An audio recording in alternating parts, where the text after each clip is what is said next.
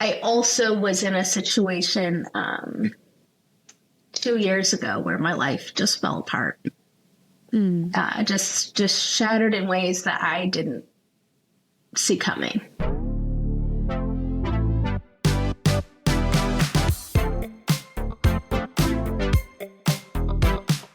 This is a space for stories that matter, for real human connection. I'm Danielle Elliott-Smith, and this is Hope Comes to Visit. I'm very excited about our guest today.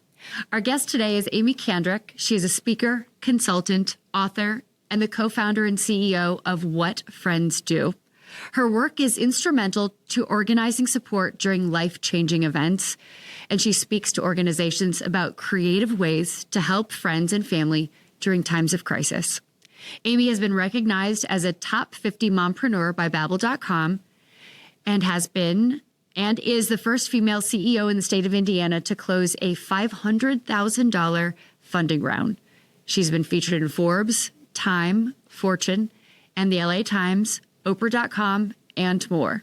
Aimee's the host and producer of the podcast Kitchen Chats, a graduate of the University of Illinois, and enjoys spending time with her two children, cooking and playing in the garden. Let's take a quick moment to thank the people that support and sponsor the podcast. When life takes an unexpected turn, you deserve someone who will stand beside you. St. Louis attorney Chris Dully offers experienced one-on-one legal defense. Call 314-384-4000 or 314-DUI-HELP, or you can visit dullylawfirm.com. That's DULLE lawfirm.com for a free consultation. Aimee, thank you so much for being here with me today. Danielle, thanks for the opportunity to join you and your audience. I am so excited to have this conversation because so much of the work you do is heart work, the work that so many of us always want to do. And in reading about the work that you've done, I know it's the work that people want to do and aren't always sure how to help. So I want to start by asking you to explain what Friends Do. And then we're going to get into why you started it and sort of how you accidentally stumbled into this CEO role. Sure. Thanks. Well, and it's, I tell the story hundreds of times. And this week just happens to be the anniversary week of one of the reasons that we started this. Really? So we had a family loved one who had terminal brain cancer when she was 25. Wow. And we were the first layer friends who were kind of getting information from the family when they were in the hospital and sharing it with, I say the masses in quotes, but all of the people who wanted to be up to date on what was going on. And as we were sharing that information, the response was always twofold. It was always, first and foremost, please tell the family that I love them and I'm thinking of them. And the second was always, and let me know if there's anything I can do to help. And isn't that always the question? What do you right. need? How can I help? Right. And so what we figured out, though, was if we could give people specific ways to help, they would. And I believe that after all of these years, the reason I continue what I'm doing is because I see the magic that happens and the healing that happens on both sides when people who are in need are willing to accept help. Mm-hmm. And people who want to help are given that opportunity and who are actually plugged in the right way. To what the actual need is as compared to just floundering with the, do I give you dollars? Do I give you food? Do I do your laundry? Yes. And I would say there's actually one more, even more critical piece of that, because I agree 100% with what you've said. But the other critical piece for that is, what are they good at? I love that. right? So I I actually like to cook, so I don't mind making a meal for someone, but my best friend is like, I can't get dinner on the table for my own family. Why am I trying to put food, like, why am I giving food to somebody else? Right. But she's a CFO, and she's like, if I could go and organize all their bills for them and make sure everything was paid, she's like, that's my jam. That's when I feel like I'm in my sweet spot. I can get that done. And I truly believe everyone has a gift that when you can tap into that, again, that's where it feels better to also receive the help when someone's doing something that they love. And that they're good at, right? Because I don't Right. necessarily want the best chef in the world messing with my bills, right? Correct. But and- I do want someone who doesn't feel overburdened, someone who can't stand doing their own bills. I don't want them having to take on the burden of my bills. No, and let's go back to this other friend who I love so dearly. She's never cooked for me. There's probably a reason for that, right? Correct. Like I don't want someone who doesn't like to cook. And like my family, we have someone with severe food allergies. If somebody doesn't understand that. So I say this, I'm kind of nagging on food, and I don't mean to do that, because food is, I think, one of the first love languages that people think of. Mm-hmm. Right. When anything is going on. But knowing that that's just not where everybody, it's not always the need that needs to be filled. But it is most frequently the let's get a meal train together, right? Uh-huh. Right. So how does What Friends Do work? How does it tap into everybody's love language of giving? Right. So we actually are in the process right now of launching a brand new service. It's a concierge service, and we are talking to people about what their needs really are. Okay. And so the reason I like to start with that is because sometimes you don't even realize that somebody could come and walk your dog and take your trash out and clean your house. And once we can talk through some of the needs that you might have, What Friends Do, we're a software, right? We're an online software that allows people to have their own personal calendar to post all of the things that they do need help with. And maybe it's a chemo buddy. Maybe it's somebody taking the kids to go buy new shoes because school is starting.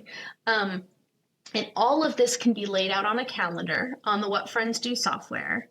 And then we engage your social networks. We're looking at the people who you already have in your network. And I think people don't always understand and appreciate how many people would be willing to help them if they were given those really concrete things that they could do to help. So it's almost like your best friend would come in and say, I know these are the things that Danielle needs done. That's and right. then everyone else could tap in and say, okay, I'm going to go walk her dogs.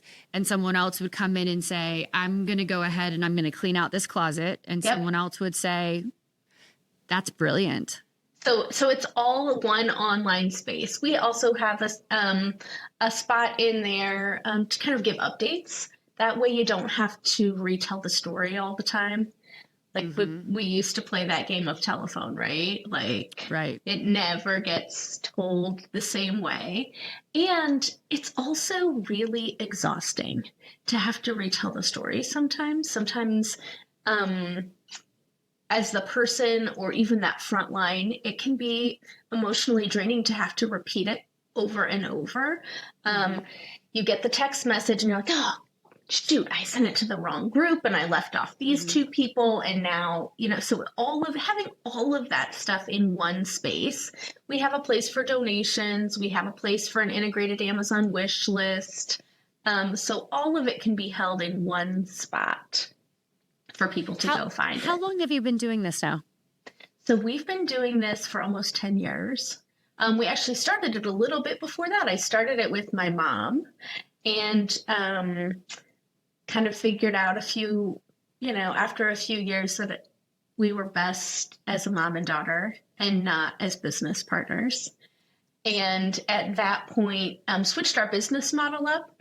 And that's when I raised venture capital funding, was the first female CEO in the state of Indiana to close funding over $500,000. And really pivoted away from consumers and moved into selling our product into healthcare systems and worked kind of alongside a lot of healthcare. And is that what it does now? So that's what we are in the process of doing that now and integrating this new concierge service. We actually had some rough years during COVID. The first couple of years of COVID were gangbusters for us. And then we found once we were inside of those hospital systems, workflows changed. Caregivers who we used to give information to help set up our service weren't in hospitals anymore, right? People weren't coming in the same way. And the delivery of services has just changed so drastically in the past 5 years. And so that's why we're in the, entrepreneurial word, pivoting again and adding this new service level. What have you found has been the most important lesson you have learned in working with people who are in this place of struggle and loss and need? The word grief comes up the most as I try to think through the struggle. And that is because we as humans like to think of ourselves as capable. And all of a sudden, your life changes. And it doesn't look like how you thought it was going to change. Or it doesn't look like what you had even dreamed of having your life look like. And you are grieving the way you thought your life was going to be, the fact that you can't care for yourself independently. That's a huge thing. I share the story of a few years ago. It was a Friday night, and my kids were not old enough to drive yet, but old enough for me to leave them home alone. And I went to the grocery store to get some things for dinner. And as I was walking into the store, I got hit by a car. And I ended up with a broken foot and a broken hand. And I've explained a little bit about my business so far and had to have almost a little intervention. My mom and sister walked in one day and they were like, "You need a What Friends Do page. You cannot drive.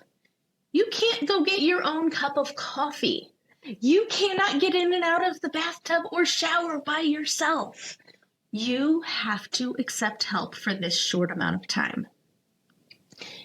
That is the hardest thing, right? And so, go ahead. Yeah. I was going to ask you if you had been in a position to accept the help you are offering to others. Well, so that's my easy story of it. I also was in a situation 2 years ago where my life just fell apart. Just shattered in ways that I didn't see coming. Over the course of 6 weeks, I became an empty nester, had a cancer scare. It was benign, but I ended up having to have surgery. My husband of 23 years decided he didn't want to be married anymore and filed for divorce, and then subsequently moved out, and we had to put our dream house up for sale. Oh, Aimee. And I was shattered. I refused a What Friends Do page because I was so embarrassed, because I was so broken. And I think that's something that happens to a lot of people, is that we often can't face it. And so the fact that we would have to talk to others about it is just too overwhelming. But one of the things, so I also have a podcast, and I've shared a lot of this on my podcast. And my sister has been my rock through everything. And she's a therapist, so I get a little bit of sister, a little bit of therapy. A whole lot of love. A whole lot of love. Who knows where the doses lie each day. Yeah. Some days it's full therapy and 15% sister. Some days all sister. But very much. But one of the things that she said to me was she was really proud of me that I put my oxygen mask on first. And so easy to forget to do that. It is. And it took me, I mean, it's still taking me, like, I'm going to verbally process this again right now with you. Like, what did that mean? What was my oxygen mask for me? And for me, I think it really was the friendships and relationships that I had established already, knowing that I had safe places, knowing that I had safe people who could come in and pick me up out of bed and say, we're just going downstairs for coffee today. That's it. People who would come in and say, I am cleaning out your closets because the house has to go up for sale. I don't care what the closets look like. I can get this done. It doesn't bother me. What would you say to someone who is going through a breaking point like you were at that point, who feels resistant to allowing themselves to be seen at their bottom? To say, it's okay. It's okay. You're not alone. I've been there. We've been there. You're going to be okay, but you've got to let us see you. So that's one that I don't know that there's any particular words that are right, any particular timing that is right for whatever the situation is you're going through. And whether or not this is the right thing or not, this is what I often say to people. And that is, if the roles were reversed, how would you want me to be behaving? And if you knew that I was going through something, would you want to be here helping? And would you be loving me unconditionally? And the answer is, of course. Of course. Now, again, this is where the therapy sister could say, well, that's not the right way to do it. But it's something that works for me in my life. Well, and I think what's powerful about that is, and this does go to the therapy sister piece, right? That I've had therapists say to me, if this was your daughter, how would you treat her? Right? Mm-hmm. And I can remember a therapist saying that to me at one low point in my life. Would you allow your daughter to put herself as such a low priority? Of course not. I mean, I'd tie her to the bed and I'd make her watch Winnie the Pooh and I'd give her ice cream, right? Right. I'd take very good care of her. I would never allow her to abuse herself this way. And yet we frequently forget to put our own oxygen mask on first. And that's an analogy I've heard over and over and over. I remember the first time I heard it. I want to say the first time I heard it, Susie Orman said it when she was talking about finances. And I've since heard it ad nauseum to the point that I'm like, yeah, my oxygen mask first. Right? I got it. And I still don't always remember to do it. I still probably don't do it more often than I do it. But I know it. You know it. But I believe this goes to one of the core principles I have in this show, that hearing someone else telling a piece of your story, seeing that someone else can make it through something is powerful. Mm-hmm. Knowing that there are other people who go through hard things and they don't just claw their way through, barely surviving. They find light in it. Mm-hmm. That is powerful.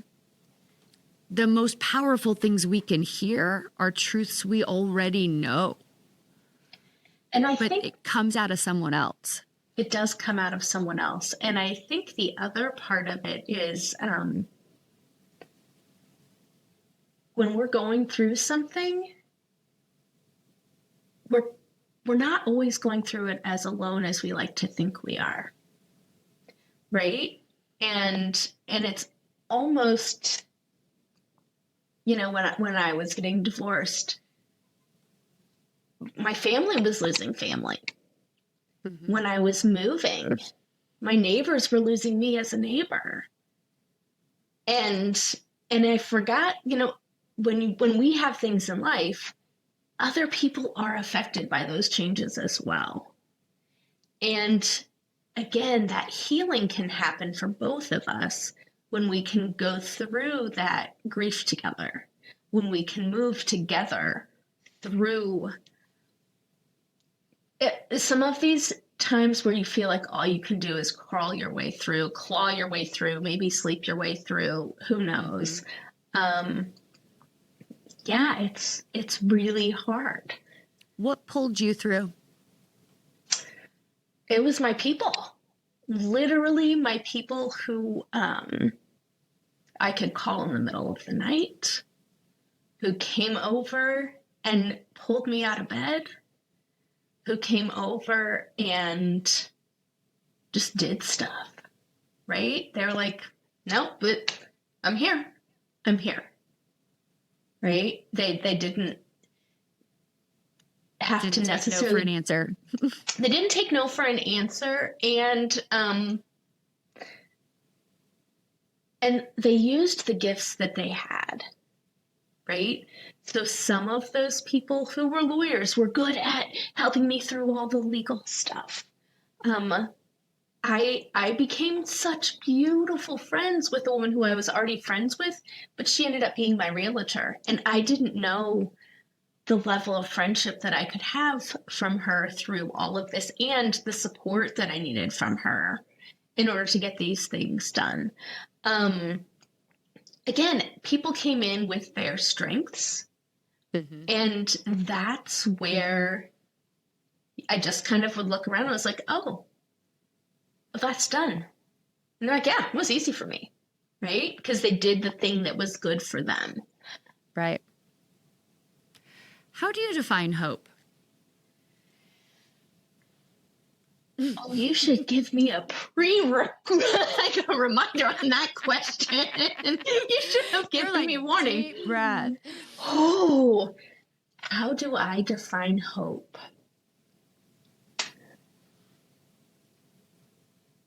I think that my definition of hope today is nothing like what it would have been 2 years ago, 3 years ago, 25 years ago. Would the 2 years ago, 3 years ago, 25 years ago have been the same? Well, or would they be different each time? I think they'd be different each time. And I say 25 years ago because it was more like 27 years ago. I lost my dad. 25 years ago, 20 years ago, we lost our friend. 2 years ago, I was going through my divorce and empty nesting and all of those things. And each time hope looked a little different. I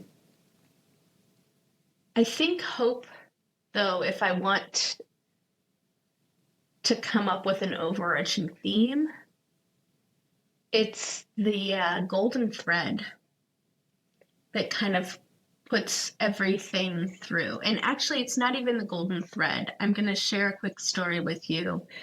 I love stories. While I was going through my life quake and the shattering that happened, I had a visual that kept me going. And it's called a kintsugi bowl. And I don't know if you've ever seen a picture of this. And it is this beautiful Asian ceramic dish of many, many, many pieces. And it is soldered back together with pieces of gold. And all I could think about as I was going through everything was, one day I am going to be put back together in an even more beautiful way than I was before. So funny story. I was sent one when the man I had been with for 5 years passed away 2 years ago, with that story. And I hosted a retreat this past weekend, and I found cards with a picture of one with the story, and I gave them to each of the women who came on the retreat that explained that. So it's funny that you brought that up, because I have always said that I would rather sit in a room full of people who are beautifully broken, that have had to work to put their pieces back together, because the way we get put back together leaves room for the light to come in. And I said that before that bowl was ever sent to me. I would rather sit in a room full of people who are beautifully broken than people who consider themselves normal, because we have to fight to be more self-aware. We have to fight for our patience and our empathy and our compassion, because we had to choose to stay and to be here. And that's what you're describing with that bowl.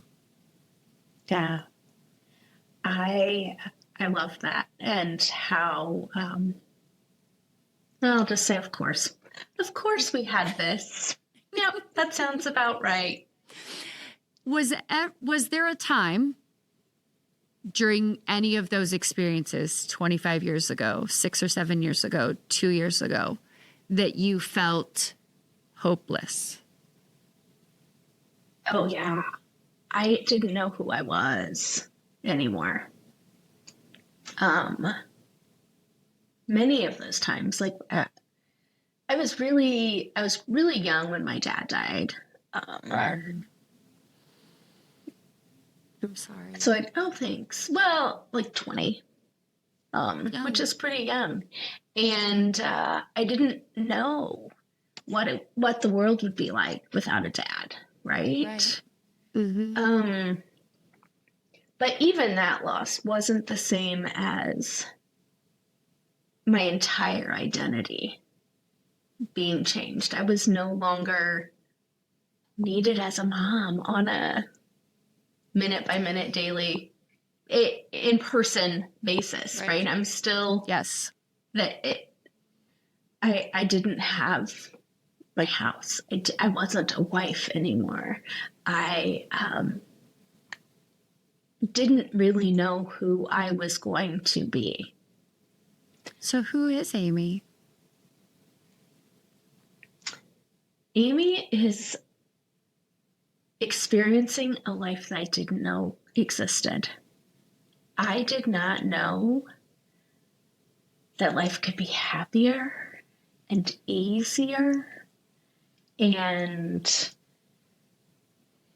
that I still get to learn something new every day, and that I get the opportunity to create the most magical life that I want.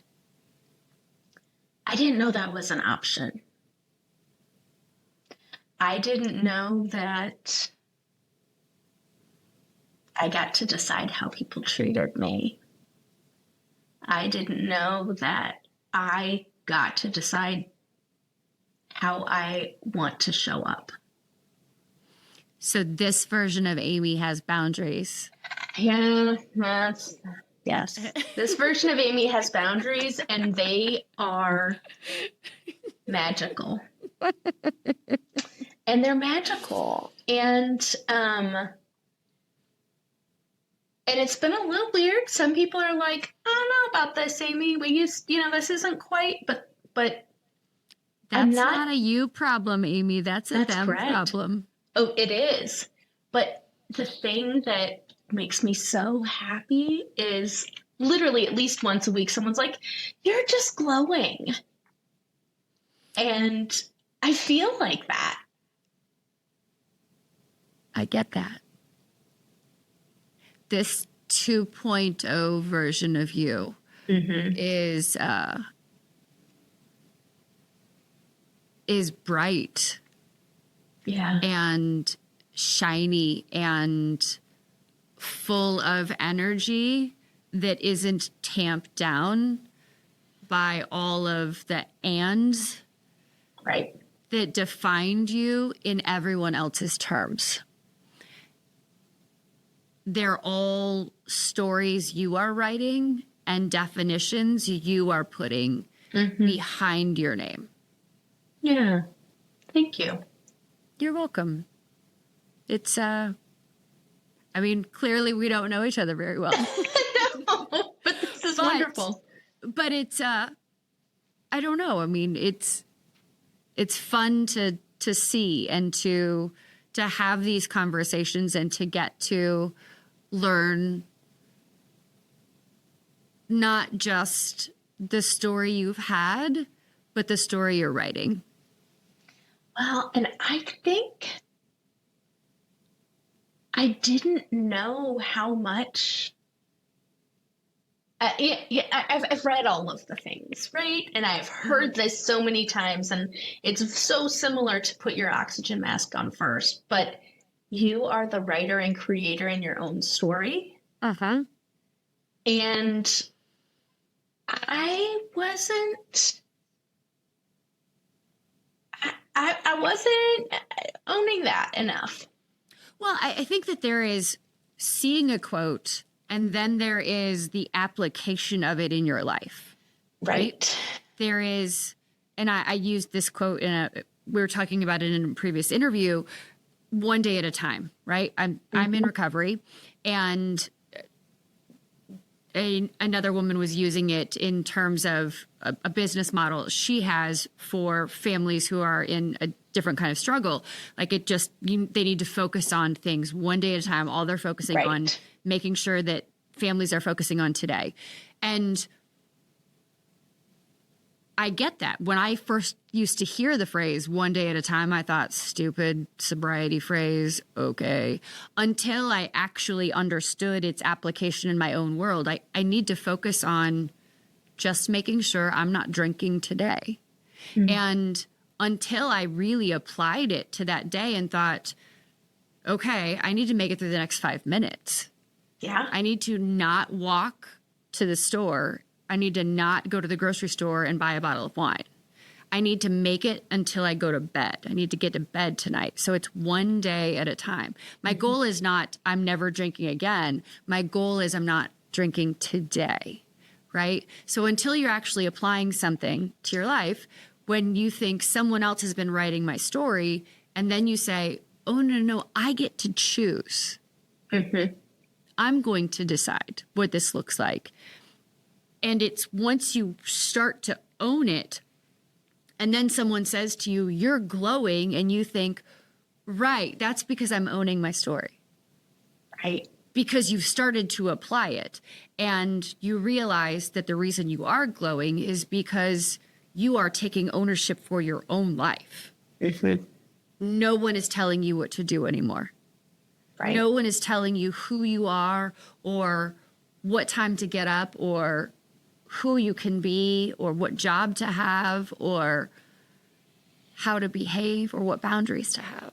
Those are all Aimee decisions.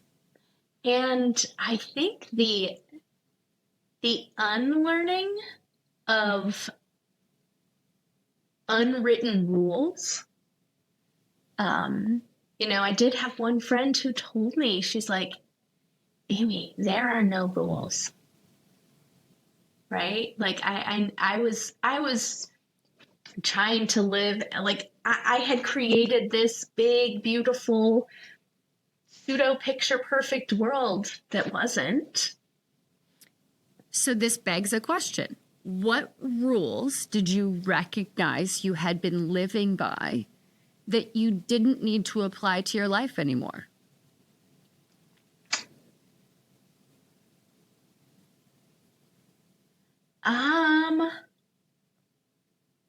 I thought that I had to stay married, even though we just weren't the right people for each other.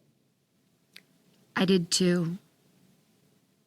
Right? Like we were not, I don't like the Aimee I was with him. Right? I don't like how we treated each other. My ex-husband is one of my good friends. We are not supposed to be married. My kids will tell you. We are better apart. He has a girlfriend and she is delightful. Yes. And I am getting married in November. Oh, congratulations. Thank you. And he is fantastic in every way. And we are happy. I mean, my daughter turned 21 a couple of weeks ago. We were celebrating with her and she looked at me and she said, Mom, you are so happy. And I love seeing you this happy. And it's amazing. I've never seen you this happy. Like it's just, and there is beauty in that. Like my fiance and I have been able to talk to each other and say, isn't it cool that our kids get to see us like in love, like because we're flourishing in love with each other and our kids get to witness that, right? And so you're walking out of one thing and making yourself available to the rest of your story. There's so much more to come. And I just didn't know that, right? And there's no part of me that's logical that would say, what were you thinking? Like, I should have known better, but I didn't. Why would you? Why would you? Right. Because you were, once you entered into that marriage, same as I did, you didn't think that it wasn't going to end without you guys on a porch somewhere in rocking chairs, right? Like it was just supposed to be the two of you and kids and grandkids. And that was my understanding as well, until there was a realization that we weren't the right people for each other. Not that either of us were bad people. We're both good people. We're just not the right people for each other. And that's okay. And that's okay. And I didn't know that. And I didn't know that, I didn't know that love could be easy and kind and sacred. And I thought it had to have clashing. So I had to be rubbing and turmoil, and it doesn't. Doesn't. So that's, yeah. And again, there's just,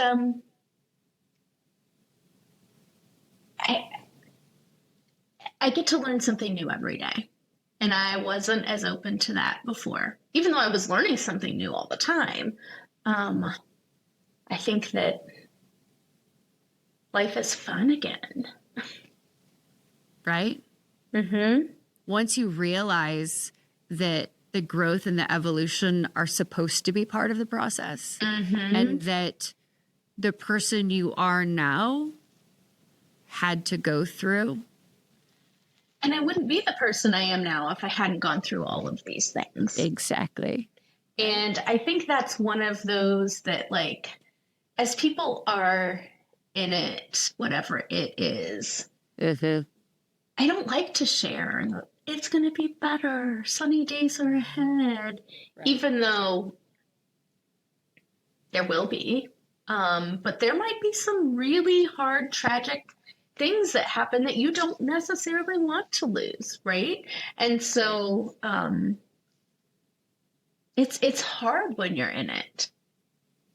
Well, grief and loss are the one universal experience we have. Not everyone's going to get married or have kids or Nope. find the love of their life or live in the city they love or have the job that they love. But every single one of us is going to experience the loss of someone we love dearly. And so, but you're right, without each of these experiences, we don't get to be who we are. And until we experience the hard, we don't necessarily appreciate the dichotomy of that, right? I don't know true joy without experiencing hard. If everything was good all the time, there would never be amazing because everything was good. Right. So I wouldn't know extraordinary. Right. And that's where joy gets to come in. And I think along with what you just said is recognizing that some people's lows are lower than others. And that doesn't make it worse or better for any one person or any other thing. And that's, I do hear from people every once in a while. They're like, oh, well, I've never had a time in my life where I would need your service. And I secretly think, I'm like, what a fucking great life you have led. Yes. That is the thing. Yet. Yeah. And so then I also like to say, well, that's wonderful if you ever have someone else. And because the other problem is no one ever wants to think that they're going to need my service. Because they don't. It's congratulations so far. Right. Right. You know, I think that it's amazing that your service exists because everyone's going to need it sometime. Whether or not they're open to having the help, because we do have to be vulnerable enough to accept the help. But what a huge gift it is to have people who love you enough to make sure you're taken care of. Right. And to be the person who you love someone enough to be willing to take care of them. Completely. It has been such an incredible gift having you on here with me. Where can people find you and support the work you're doing? Oh, thank you. So, obviously our service is available at whatfriendsdo.com. And then you can find out more about me. My podcast, I have a written workbook planner that you can either buy a hard copy or a downloadable. That is at aimeekandrac.com and AIMEEKANDRAC.com. And follow me on the places. On the socials. On all the socials, I'm on there. I'm pretty easy to find. And I would love, one of my gifts is being able to help people figure out how to help. And so I encourage people to reach out and ask. Perfect. Aimee, thank you so much for spending time with me and with our listeners and with people who show up with us on YouTube. I'm so grateful for the work you do, and it's a joy to get to know this 2.0 version of you. So thank you for being here. Thanks for having me. And thank you, friends, for taking time with us here on Hope Comes to Visit. I certainly hope that we have met you with the inspiration and hope and light that you needed. And I hope you will take time to share this episode and make sure that other people in your life get a little bit of hope visiting them today. Between now and the next time we visit with you, I hope you will take good care of you. Thank you for being here.